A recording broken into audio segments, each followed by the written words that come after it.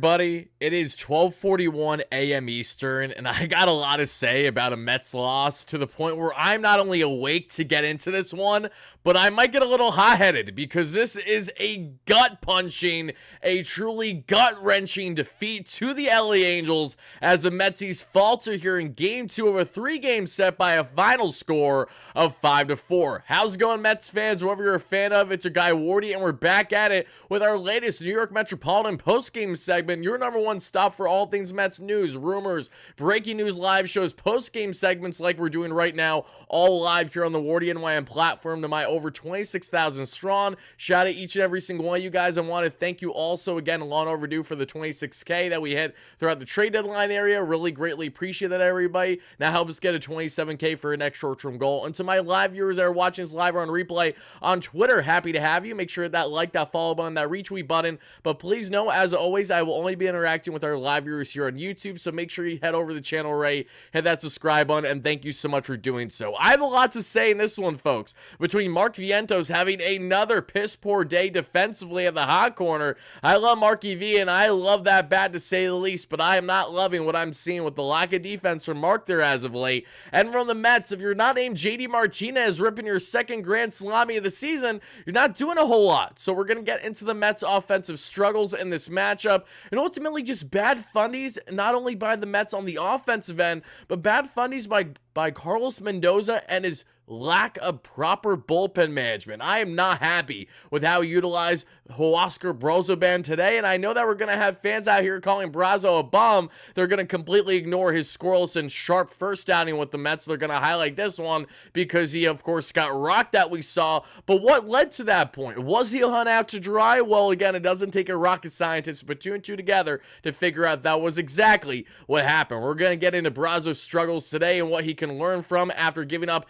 just the second home run he's given up this season in this Mets defeat, and ultimately a lot to get into as we are going to break down this ball game inning by inning as we always do, everybody. We have some key updates to get into on guys like Jake Diekman, Adrian Hauser officially gone, Starling Marte, Reed Garrett, and a huge update as well on none other than Mets top pitching prospect Brandon Sproat that we are going to highlight and get into plenty in today's show that we're going to be doing as a completely designated segment that I'm going to then record live and upload separately along with our post-game show tonight. We started doing that yesterday, which each show where there is key updates, big updates for the Mets, especially on the prospect end, we're going to highlight, and then we're going to either cut out of this stream entirely after it's been live and it's going to be posted separately as an individual video, or I'm going to keep in the live show. I'm still going to post as an individual video because you guys definitely seem to like that format with how the first one went yesterday. We're going to do that again. A lot to say on Brandon Sproat and his continued dominance as one of the best pitching prospects now in all Major League Baseball.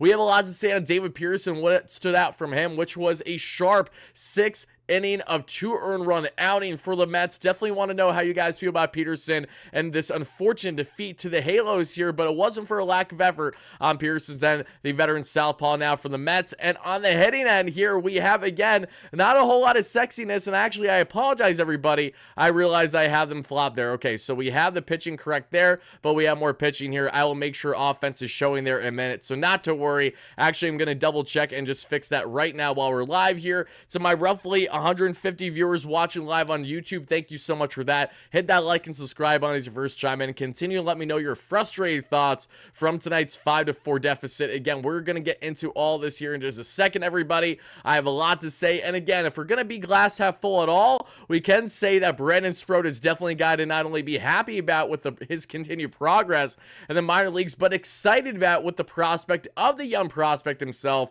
with a fun wordplay there. We're going to break it down, how he now has a chance greater than ever to impact the Mets as soon as this season. Very excited to get into more on Brandon Sproat and everything else, everybody. But if you guys are watching, again, I appreciate everyone for chiming into our roughly 400 total viewers. Let me do a quick roll call of everybody in here as well. I see JTB, Daniel Caps, great member, how you doing? Let's see Camp, Craig, Justin, Big Frank, Explosive, going up the list, No Name, going up here, B Money, Scott Greenwald, great member as always, Josh, great member, how you doing? Jason, Explosive, getting the likes up. I appreciate that a lot. Thank you, thank you, thank you, everybody. And again, it always sucks to stay up late here if you're on the East Coast the way that I am, the way that many of you guys and gals are watching this one, and then you see the Mets falter in a heartbreaking fashion, in a gut-wrenching fashion, the way that they did. But again, if there's any good thing that comes out of this, the Mets have a chance to rebound tomorrow. I'm going to tell you why I'm a little bit more pessimistic than you might think heading into the series finale against the Halos. What sticks out the most to me in tomorrow's matchup, what I'm liking, what I'm not liking, we will get into that all as we typically do.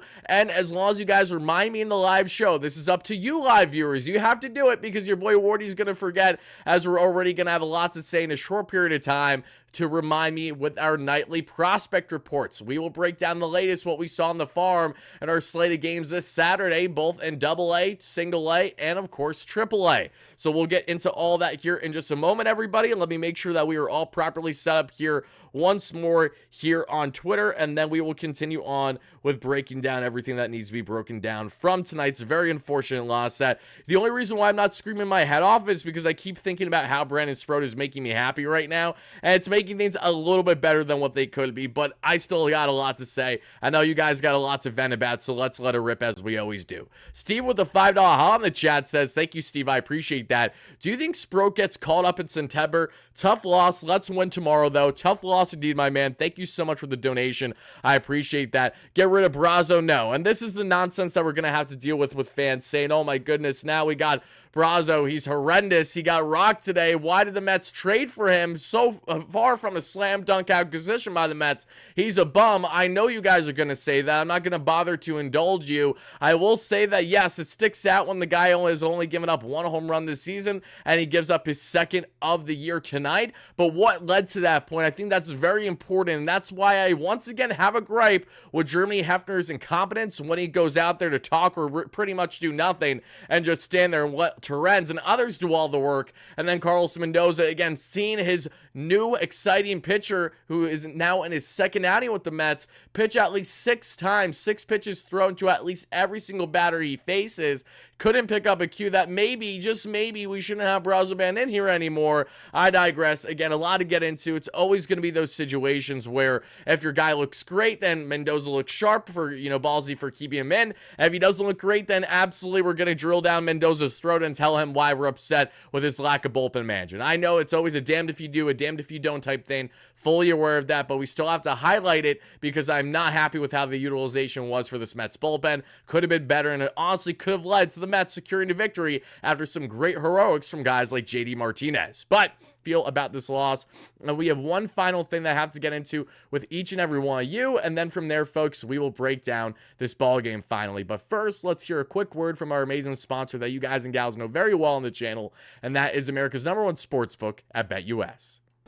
BetUS, America's favorite sportsbook and casino. Live betting and racebook. We're celebrating 30 years with a historic offer. A 125% sign-up bonus on your first 3 deposits. Plus 10% gambler's insurance. Get started today. BetUS, where the game begins.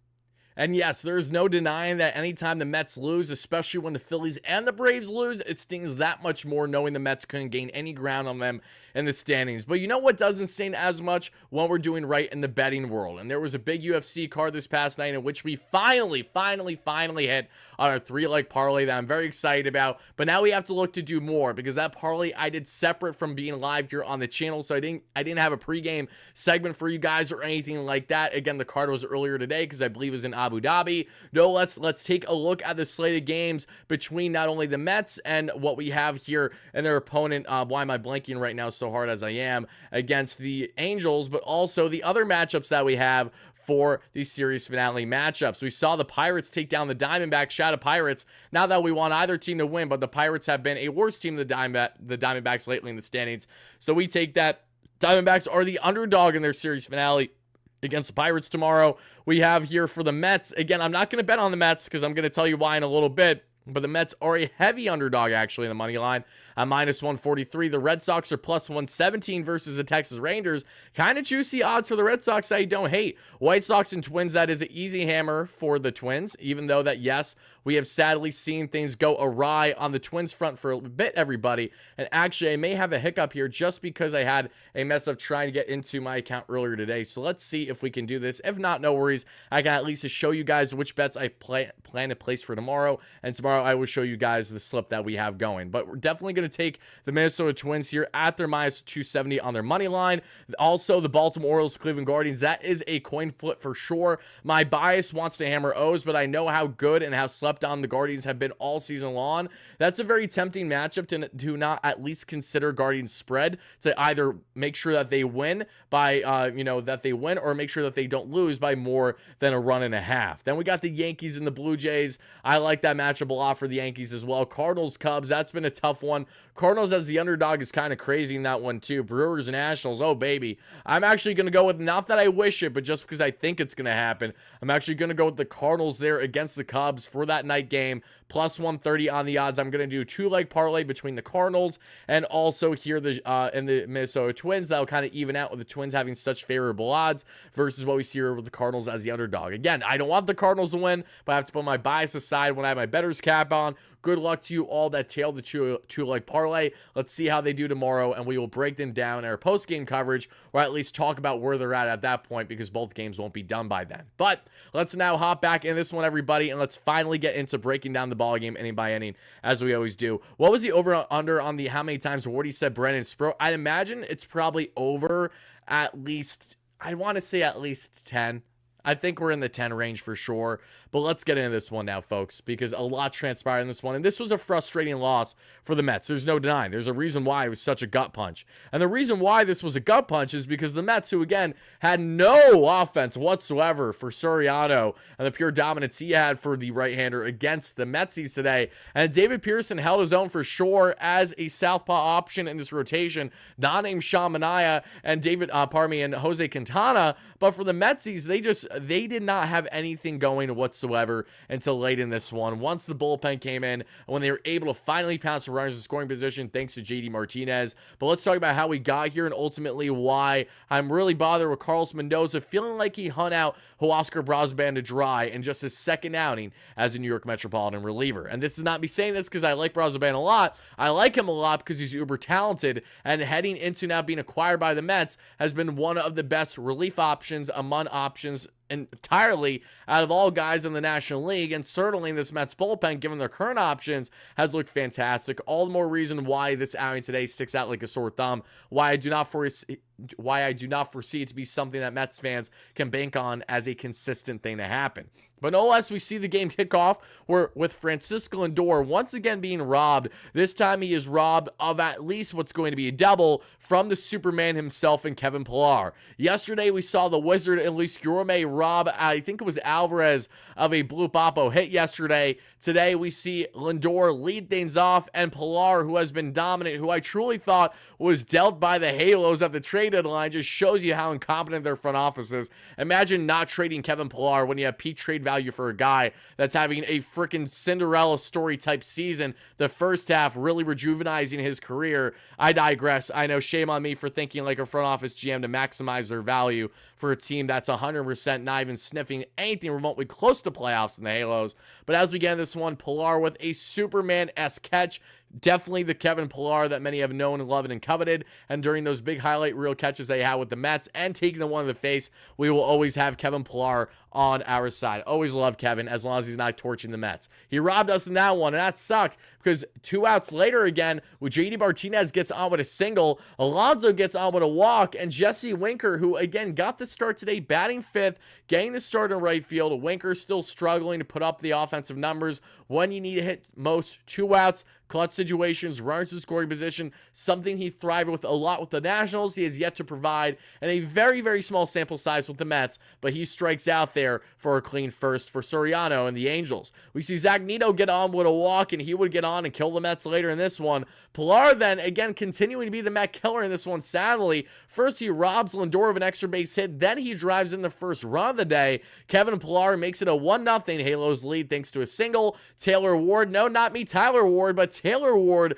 rips a single. Runners on the corners for former Met Brandon Drury, who has been all but good this season, and he strikes out to leave those runners stranded on the corners, and it's now a 1-0 Halos lead. The Mets go down in order there. In the second, Terrence was the lone strikeout. Terrence gets the start over Alvarez in this one, with Alvi expected to take the day game tomorrow. Terrence head scratching as to why that man was not put in a better situation to succeed. That you have to wonder why Mendoza was not calling for him to put up a certain hit sign that we're going to get into later in this matchup. No less, the Mets go down in order in the second. As we then get to the bottom of the second, we see Stefanik get on with a single. That's all she wrote though. Clean inning of work for David Pearson. Then we see here as we get to the top of the third. And at the top of the third, we would see with 2 outs, Brandon Nimmo get on with his 19th double of the season. Then after Nimmo rips his 19th double of the year, JDM would get on thanks to catcher's interference from Logo No Hoppy. We know that JDM has famously been one of these guys that gets involved with catcher's interference often.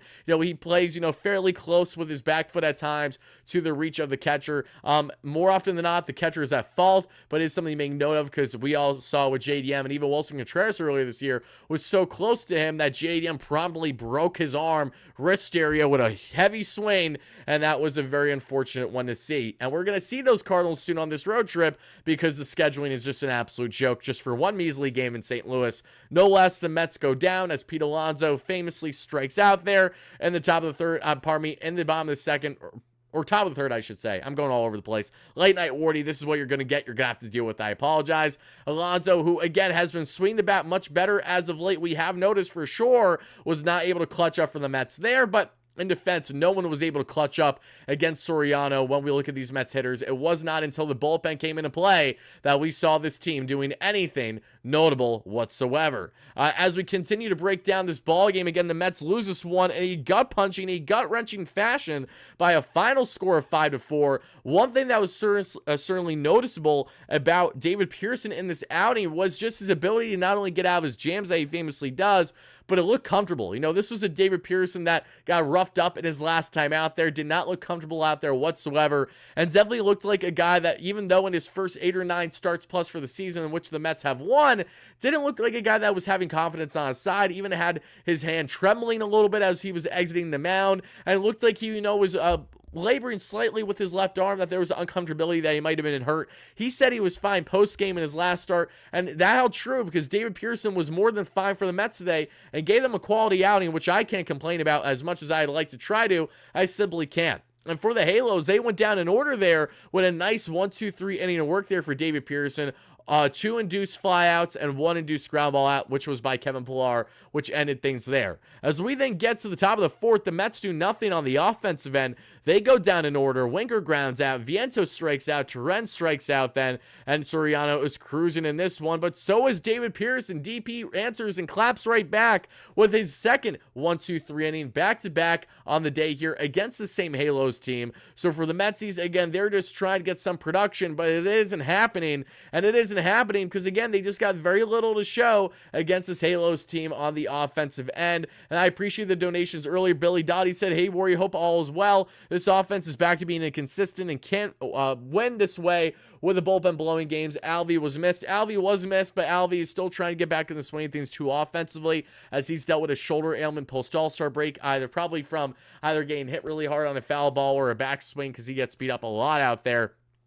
Yes, the Mets offense has continued to be inconsistent. We know that, and that's why it stings that much more for them to drop this game after getting that sliver of life when a lot of things were not going right. From the fundamental standpoint, the Mets did not have a good fundamental game. They struggled mightily on the defensive end that we noticed, especially with guys like Mark Vientos, to name a few. And when it comes to just when we look at execution by management, that was lacking from Carlos Mendoza and Germany Hefner in said matchup. But as we get on to breaking down more in this ballgame, everybody, we see in the top of the fifth, again, David Pearson has only given up 1 earned run throughout the first 4 innings. He's feeling strong. We would see Jeff McNeil then get a single. It would be upheld, thankfully, on a sharp line drive to center fielder Kevin Pillar. McNeil would then sadly be out at second base. This is the gut punch for sure. He slid in there, an uncomfortable slide for sure. He looked like at first, is Jeff going to stay in? Maybe he had it. They called it upheld, and they had him out there. So Jeff trying to leg a single into a double.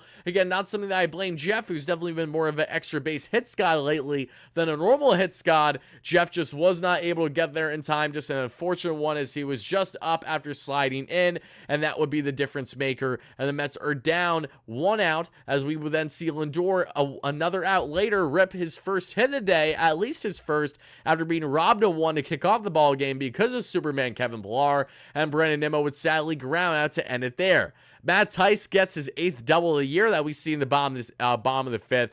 Then we see, with a couple outs later, there's an injury delay. Zach Neto, a single, drives in the second run of the day for the Halos. And then Logan O'Hoppe strikes out to end it, but not without doing damage, as the Angels take a 2-0 lead. David Pearson looking to rebound after an unfortunate outing there. Inning, I should say. Pete Alonso gets on base with a single, his first hit of the day. Jesse Winker sadly grounds into a force out. Vientos gets on with a walk, 2 on, 2 out here for Luis Torrens, who sadly grounds out, and that does it for the inning. We then head to the bottom of 6, as David Pearson's final inning of work would be a great one, a 1-2-3 inning that we see from David Pearson, which is why his final outing is as follows: 6 innings of 5 hit, 2 earned run, 1 walk, 4 strikeout ball, folks. When we take a look at what happened with David Pearson on a scale of 1 to 10, I would love to see your grades for David Pearson's outing today. For me personally, again, without doing a big deep dive on David Pearson, because I won't do a crazy one today, I'll do a summarized one. I'm easily giving David Pearson a solid. I think an outing like this, you got to give me a 6.5 out of 10. That's a 6.5 out of 10 outing for David Pearson. You could even say 7 for sure. I think that's definitely not a big argument whatsoever. I obviously want length with my starters. That's most important. But hey, give me quality at the very least. And Pearson was able to do that over 6 strong innings for the Mets. So I would gladly take that. So I'm going to go 6.5. Maybe that's a little conservative on my end. It is what it is. Again, not the first time when it comes to me talking about wanting length out of starters, but I'm going to go 6.5. You can argue 7 out of 10 for David Pearson. I see a bunch of 7s. I see some 8s. I see some 9s. How you doing, Rebecca? Dave, great members in the chat. As always, I appreciate you guys. Shout out to my roughly 1,000 concurrent viewers. You guys are crazy for watching on the East Coast right now, as we're at 1:14 a.m. Eastern right now, everybody. But thank you all so much for being here. I greatly appreciate that, and continue to smash that like and subscribe on here on YouTube. Help us get a 27K for an next short-term goal. If you're watching this on Twitter, I appreciate you guys as well. But again, please know, per usual, I'm only going to interact with our live viewers here on Twitter as, well, pardon me, not Twitter, but on YouTube, as we typically do. But again, I appreciate the support, and let's say, everybody, thank you, thank you, thank you. So we talked a bit there on David Pearson, so let's get into the bullpen and where we saw these hiccups of Brazoban and everyone else in between. But again, Huascar, what happened here? Let's get into this one in particular, folks, because Huascar Brazoban would come in after the Mets could not execute. Pardon me, they do execute because I'm just a dummy. The Mets finally pounce once they get to the bullpen of the Angels that we would see there in the top of the 7th inning. McNeil gets on with a walk. Lindor with his second hit of the day. 2 on, less than 2 out. Brandon Nimmo gets on with a walk because, of course, Brandon does.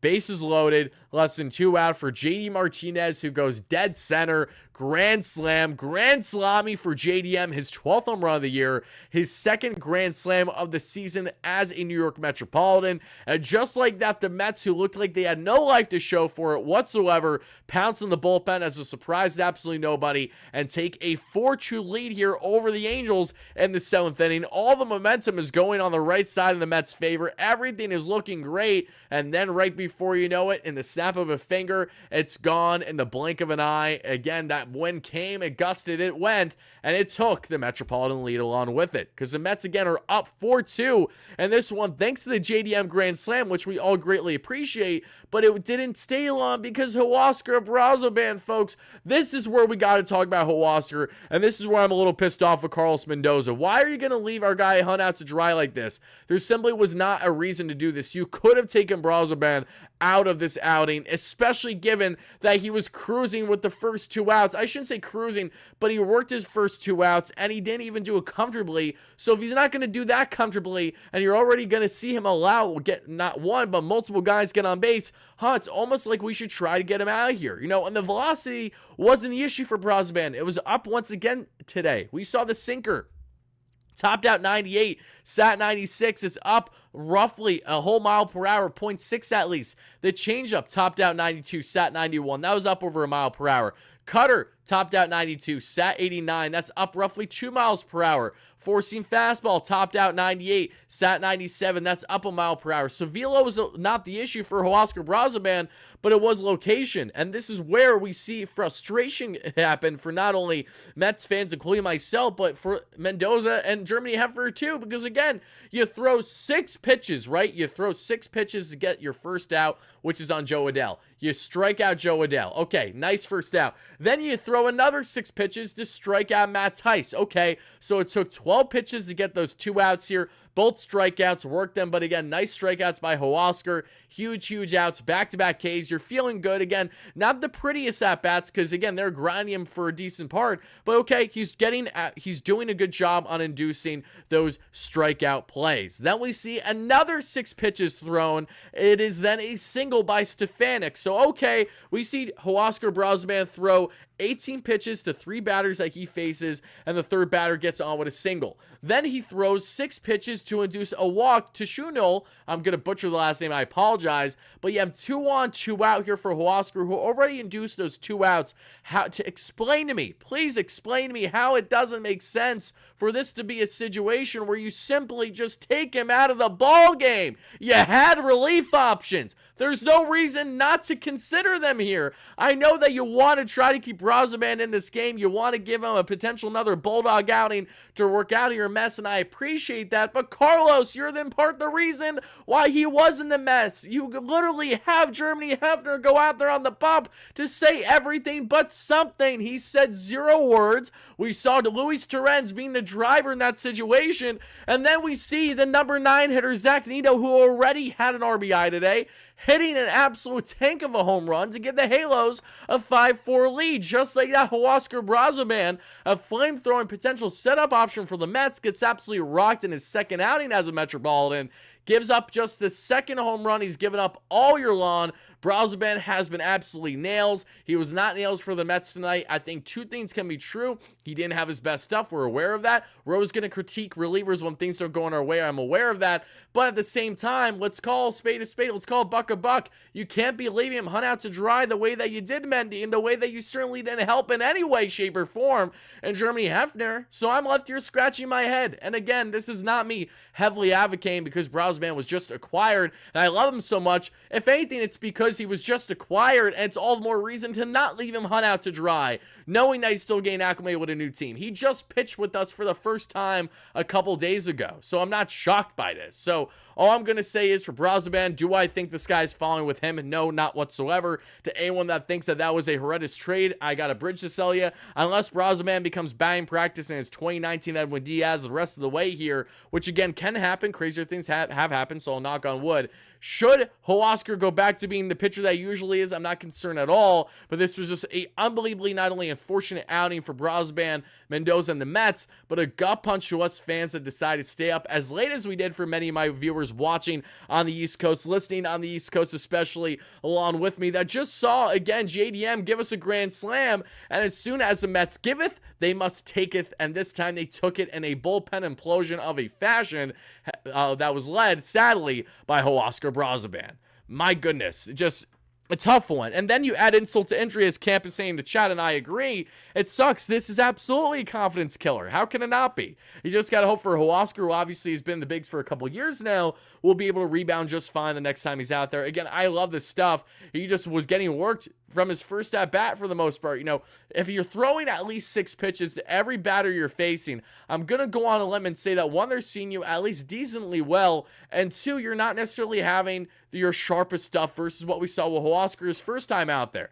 I know he's not going to be a 1, 2, 3 nails, quick outs every time out there, but Hosmer has been fantastic this season more often than not for all the reasons that we broke down, leading to why David Stearns acquired him. So today, a tough outing for sure. I just hope that he doesn't hang his head too low and he bounces back quickly when the Mets call upon him next. But make sure you don't call upon him tomorrow. Give him the next day or 2 off at the very least in Hosmer, and then you go from there. That's what I got to say about that. But yeah, frustrating one to say the least, folks. And the Mets, again, go on to lose this one by a final score of 5-4. There's really nothing else to make note of. The Mets wouldn't have too many more offensive opportunities. The ones that they would have, they would blow. Mainly, we saw in the 8th inning, Mark Vientos got on with a leadoff double. Jose Iglesias comes in a pinch run and then commanded the hot corner for the rest of the game. McNeil started over Iglesias at second base, just for some context if I didn't share that already. And the Mets cannot drive Iglesias in with no outs, a runner at second base. That's when you knew they were really doomed, and sadly, it's a one-run loss, which is added to the plethora of one-run losses that the Mets have. The only difference is that most of their one-run losses happen in the month of April and May versus what we have seen this summer. So now the Mets, who are 6 games above 500, still right in the thick of the wild card. Yes, it sucks how by winning and losing each day can directly impact if you're in the wild card or out by a game or half a game. However, thankfully for the Mets, they had some teams right around them all lose tonight. I think the only one that won tonight was the Padres, but I'm actually going to double check that right now. And then we will continue on to break down more here in the show, folks. And thank you all so much for taking the time as we break down the latest in Mets land. As yes, the Metsies drop this one in a very gut-punching, dramatic fashion. 5-4 as your final. As we currently stand, the Mets are now a half game out of the wild card. They are a half game behind the Arizona Diamondbacks, who did lose to the Pirates today, but the Diamondbacks have one win more on the Mets at this point. They played one more game. The Padres are up by half a game as well that we see. They have 60 wins, so there's 8 games above 500. The Mets with this series victory today would have been 8 games above 500. They hope to get to that plateau in 48 hours from now, hopefully after a Game 1 victory that they have there. I think their only game, I should say, against the Cardinals before they take the Rockies, because I think how this works is we have the Halos, and after the Halos we have St. Louis for one game, and then we have Colorado. Yep, that's correct. We have St. Louis already tomorrow technically, because it's 1:23 a.m. So yep, Metsies have more games coming, so hopefully for them they can just pick themselves up and get this series victory tomorrow. And to just highlight here briefly, everybody, a couple things that stood out for David Pearson today. Going to talk about that, the bullpen in its entirety. Both Danny and Alex Young got the job done for sure. Adam Ottavino, though, again, the fact that Adam Ottavino is now rocking a mustache, trying to find all stops to make him a better pitcher than what he currently is,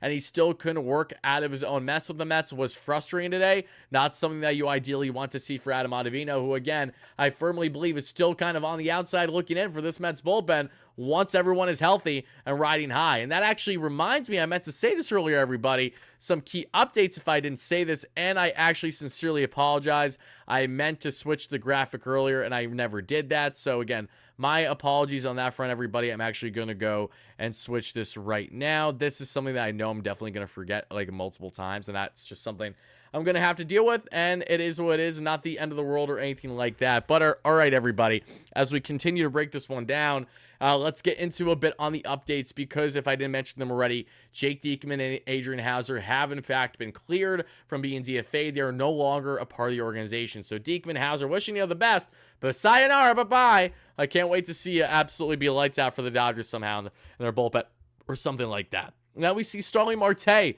taking BP prior to today's game against the Halos.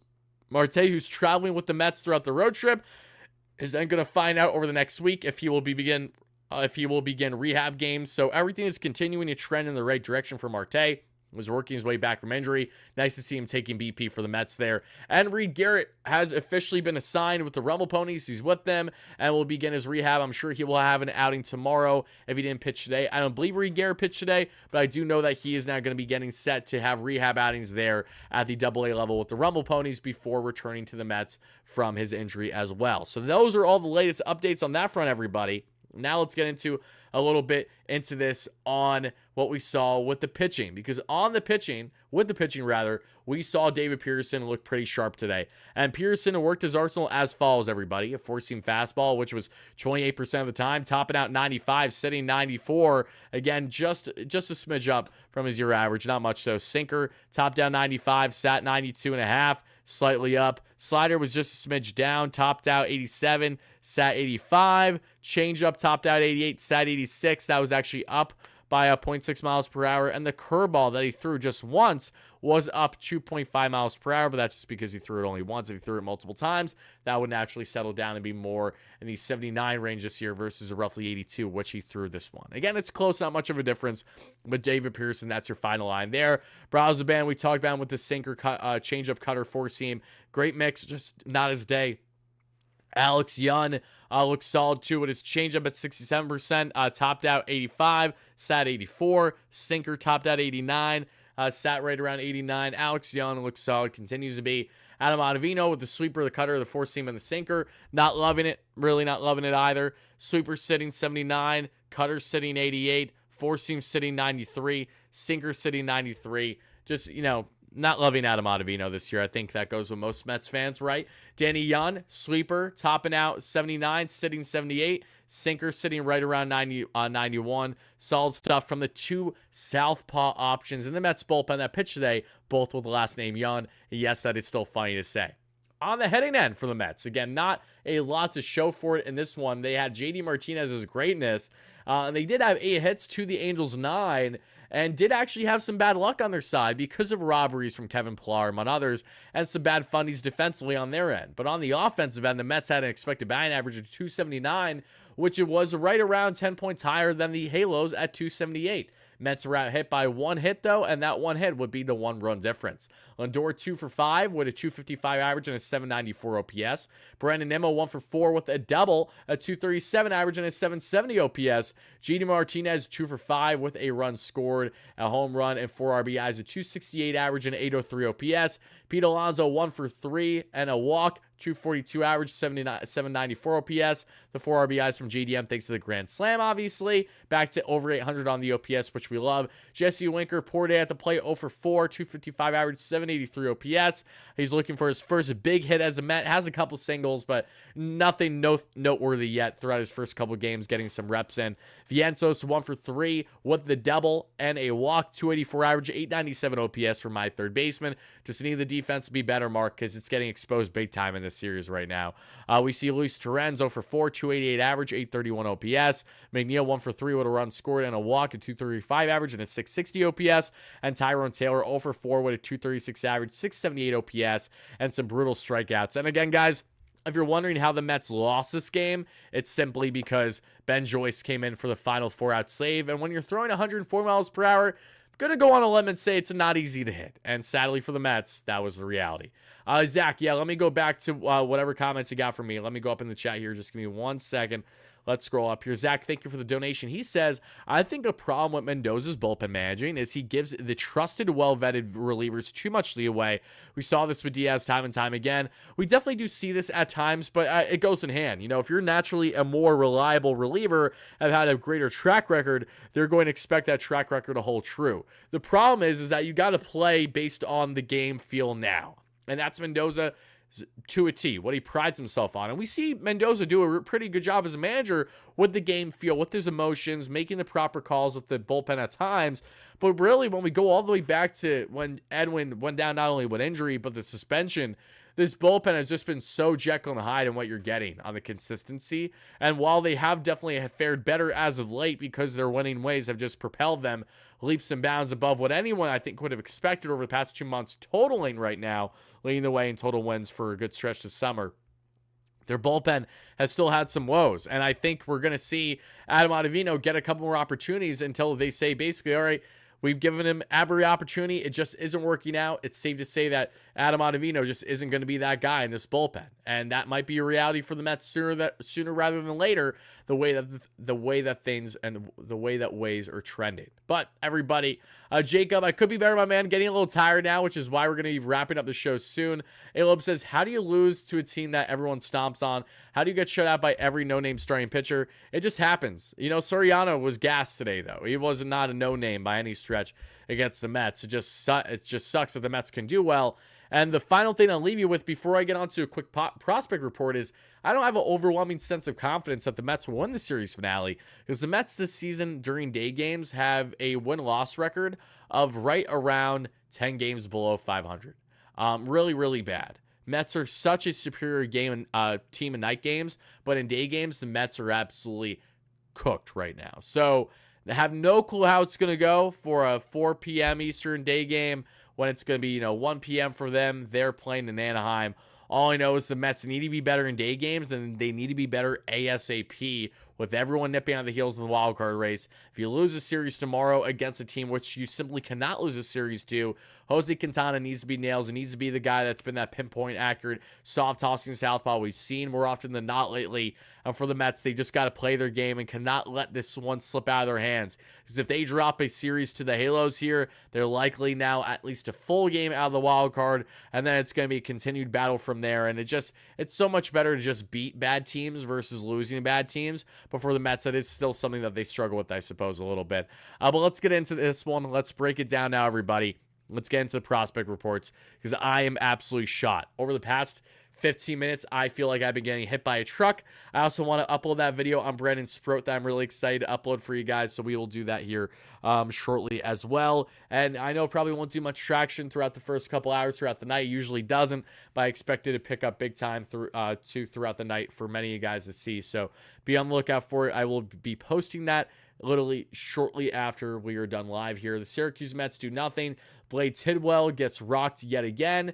Tidwell continues to struggle at the AAA level, which goes directly in hand as to why the Mets are not going to be considering Blade Tidwell at the MLB level this season.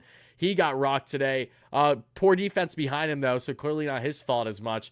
Tidwell just 2.2 innings of 4-hit, 6-run ball, only 2 runs earned. So I don't know what happened on the defensive end, but some bad fundies by the Mets. 4 walks, 3 strikeouts, a 5.6 ERA. There is one exciting update for the Mets prospects, and that is Shintaro Fujinami, who had 2 scoreless innings today, 0 hits, 0 walks, 0 earned runs, touched 100 with the fastball, and had a strikeout. That's the Shintaro Fujinami we want to see called up in this Mets bullpen. He just needs to do it a little bit more consistently for the Mets to warrant said call-up. But Fuji, who was cleared after the Mets DFA'd him because of his $3.5 million cap hit on the roster, he now stays in the organization and is now still a electrifying arm for the Mets to consider before the end of the season, should they wish. Drew Gilbert was 0 for 5 in leadoff today, 235 average, 683 OPS for the Mets. Top outfield prospect Luke Ritter with a huge day. The 27-year-old second baseman, 3 for 3 with an RBI, a 274 average, and a 904 OPS. A log-jammed veteran infielder now in Ritter, who a lot of Mets fans want to see given an opportunity. Not sure if it's going to happen this season, but Ritter continues to play his part and do everything he can to be worthy of a call-up. Doing his best Jeff McNeil impression as a late blooming prospect, as a guy, a late blooming, not I don't know what I said there. A late blooming prospect there in Luke Ritter, which is similar to Jeff McNeil when McNeil was first called up by the Mets. Everything was going on with him at the time. And on the Rumble Ponies, who again are just a day removed from having Brandon Sproat, who's no longer with the team because he's been called up to AAA since then, having a dominant outing, the Rumble Ponies follow up today with a postponement. So nothing to talk about there. Let's see, were the Cyclones rained out today? I'm not sure what happened with the Cyclones. Wouldn't be shocked if they were with the weather that we were seeing on the East Coast today. But the Cyclones, let's see if they played today or not. And they did. They lost in 8 innings, so the game ended short because of the weather, I'd imagine. They lost by a final score of 4-3. Let's check what happened there on the prospect end. Nick Morabito, my guy, another awesome outfield prospect for the Mets, now up to 289 on the average, 727 OPS with a hit and a walk on the day.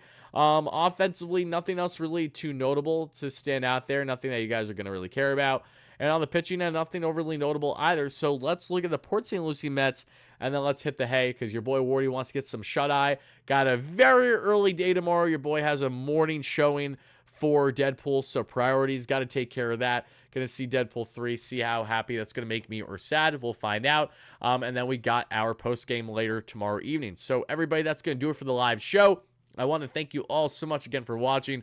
I greatly appreciate this. The Mets unfortunately lose this one by a final score of 5-4 in a gut-punching fashion. They look to bounce back and secure a series victory where the odds are technically against them when we look at day games for the Mets this season. They are a below 500 team. Will that continue, or will they get back into their winning ways? Only one way to find out. Everybody have a fantastic rest of your night, day, evening, whenever you're watching this. Love you guys to death. Thank you for the support. I'll see you all in the next one.